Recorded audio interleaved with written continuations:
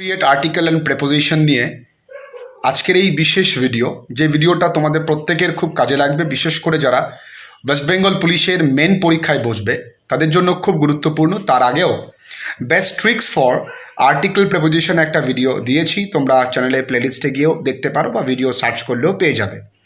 আজকে ভিডিওটা মন দিয়ে দেখো, কারণ অ্যাপ্রোপ্রিয়েট প্রেপোজিশন জানাটা অত্যন্ত প্রয়োজন। তা না হলে তোমরা বুঝতে পারবে না যে অ্যাবাইডের পরে কি বসে, ব্লাইন্ডের পরে কখন ইন হয়, কখন টু হয়, অ্যাপয়েন্টের পরে কি বসে, অ্যাডমিটের পরে কি বসে, এইরকম অনেক কিছু। সুতরাং চলো পুরো ভিডিওটা স্ক্রিন রেকর্ডের দ্বারা তোমাদেরকে দেখাই, তোমরা পুরো ভিডিওটা মন দিয়ে দেখো। ঠিক আছে, চলো আমরা মেন ভিডিওতে যাই।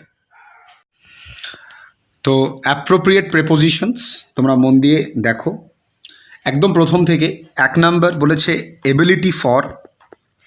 এবিলিটি ফর মানে সামর্থ্য, এবিলিটির পরে ফর বসে। তোমরা মনে করতে পারো এইরকম আমরা জাস্ট স্ক্রিনশট মেনে নিয়ে কাছে রেখে দিলেই হবে, কিন্তু না, ক্লাস করাটা প্রয়োজন। এই জন্য প্রত্যেকটা মন দিয়ে শোনো। এবিলিটি ফর, অ্যাক্সেসের পরে টু হয়, অ্যাক্সেস টু মানে প্রবেশ অধিকার। অ্যাডিকশান টু, অ্যাডিকশান দেখো একটু ভুল আছে এখানে, অ্যাডিক্টেড টু আর অ্যাডিকশান ফর, দেখেছো? এই জায়গাটাই জানবার বিষয়। 3 দাগে কোথায় ভুল আছে, 3 দাগে দেখো কি বলেছে, addiction for R addicted to, affection for আবার অ্যাফেকশানেট টু। 4 দাগে দেখো।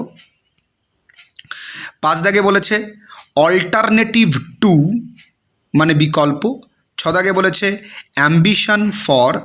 7 দাগে অ্যাংজাইটি ফর। 8 দাগে অ্যাপিটাইট ফর, অ্যাপিটাইট মানে আকাঙ্ক্ষা। প্রত্যেকটা অত্যন্ত গুরুত্বপূর্ণ। কিভাবে পরীক্ষায় মনে রাখবে যে অ্যাক্সেসের পরে টু বসে, অ্যাডিকশানের পরে টু বসে, অ্যাফেকশানের পরে অ্যাফেকশান টু, অ্যাডিক্টেড টু আর অ্যাডিকশান ফর। ঠিক আছে, এটা একটু ঠিকঠাক করে নেবে। দেখো স্ক্রিনে অলরেডি উঠে আসছে। এবার চলে আসবো আমরা 9 দাগ থেকে অ্যাপোলজি। অ্যাপোলজি টুও হয়, আবার অ্যাপোলজি ফরও হয়। অ্যাপোলজি টু মানে কারো কাছে ক্ষমা চাওয়া, আর সেটা যদি কোনো কিছুর জন্য ক্ষমা চায় তাহলে অ্যাপোলজি ফর হয়। অ্যাটেনশন টু মনোযোগ, কেয়ার ফর তত্ত্বাবধান, কজ অফ কোনো কারণে, কেয়ার ফর এখানে কেয়ার ফর বারবার দেওয়া হয়েছে। ক্লু বানানটা ভুল আছে, CLUE, clue to, delight in আনন্দ। ডিজায়ার ফর খুব পরীক্ষায় দেয়, ডিজায়ার ফর, এটা আমারই লেখা, মৌলিক লাইব্রেরি সম্রাট এক্সক্লুসিভসের এবছরের মাধ্যমিকের সাজেস্টিভ বই থেকে দেওয়া। সুতরাং খুব মন দিয়ে তোমরা দেখো ভিডিওটা। চলো এর পরের সেগমেন্টে আসি। 16 থেকে 17 দাগে কি বলেছে, ডাউট অফ আর অ্যাবাউট বোথ আর কারেক্ট। এনভি অ্যাট হিংসা করা। এক্সকিউজ ফর মানে অজুহাত, এক্সকিউজ ফর। ফিয়ার অফ খুব দেয় পরীক্ষায়, ভয়, আবার কোনো কিছুর জন্য উদ্বিগ্ন থাকা, ফিয়ার ফর। কি টু সাকসেস, কি এর পরে টু। লাস্ট মানে লোভ, লাস্ট ফর। নেসেসিটি ফর আবার নেসেসিটি অফও হয়। অবস্ট্যাকেল মানে বাধা, টু। প্রিভেন্ট একটা বাধা, প্রিভেন্ট ফ্রম। ঠিক আছে। পেশেন্স উইথ, 26 দাগে পেশেন্স উইথ ধৈর্য। ঠিক আছে। 27 দাগে আছে প্রাইড ইন আবার proud of, pride in, proud of. Pity মানে করুণা, পিটি ফর। রেসপন্সিবিলিটি মানে দায়িত্ব, রেসপন্সিবিলিটি ফর। আর responsible to, responsibility for, responsible to, দেখো স্ক্রিনে উঠবে। সিম্প্যাথি ফর সহানুভূতি, আর সিম্প্যাথেটিক টু। থার্স্ট ফর মানে তৃষ্ণা, তৃষ্ণা। অ্যাবজর্বড ইন মগ্ন। অ্যাকিউজড অফ অভিযুক্ত।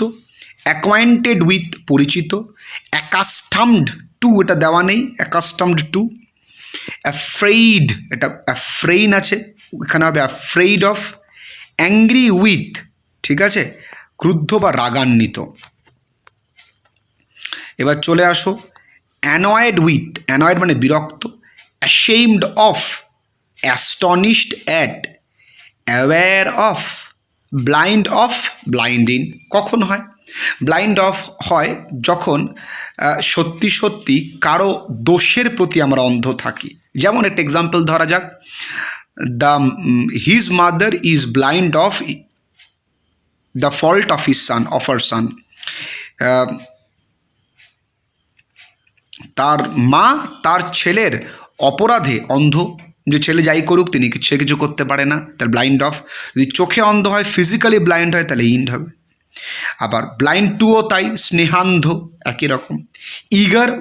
ইগার ফর মানে আগ্রহী, ব্যগ্র মানে আগ্রহী, ঠিক আছে।